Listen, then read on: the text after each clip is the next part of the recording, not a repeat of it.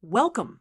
In this lesson, we will compare empirical formulas and molecular formulas and practice moving between them using clear examples.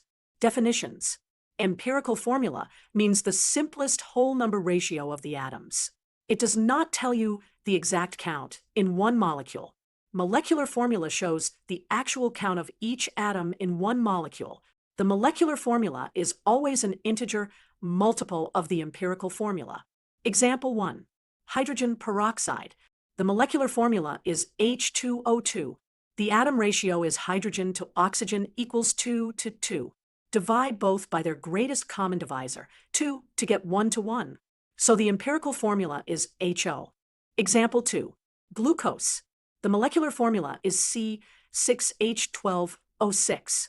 That is carbon to hydrogen to oxygen equals 6 to 12 to 6. Divide all by 6 to get 1 to 2 to 1. So the empirical formula is CH2O. Notice that C6H12O6 equals 6 times CH2O. Converting empirical to molecular. First compute N equals molecular mass divided by empirical mass. Then molecular formula equals empirical formula times N. We will apply this to benzene next. Example, benzene. Empirical formula is CH. Empirical mass is approximately 12.01 plus 1.008, which is about 13.018 grams per mole. Molecular mass of benzene is 78.11 grams per mole.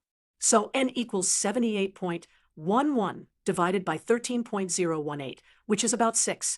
Therefore, the molecular formula is left parenthesis CH right parenthesis times 6 equals C6H6.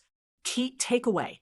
The empirical formula is the simplest integer ratio. The molecular formula is the actual count of atoms in a molecule. The molecular formula is always an integer multiple of the empirical formula.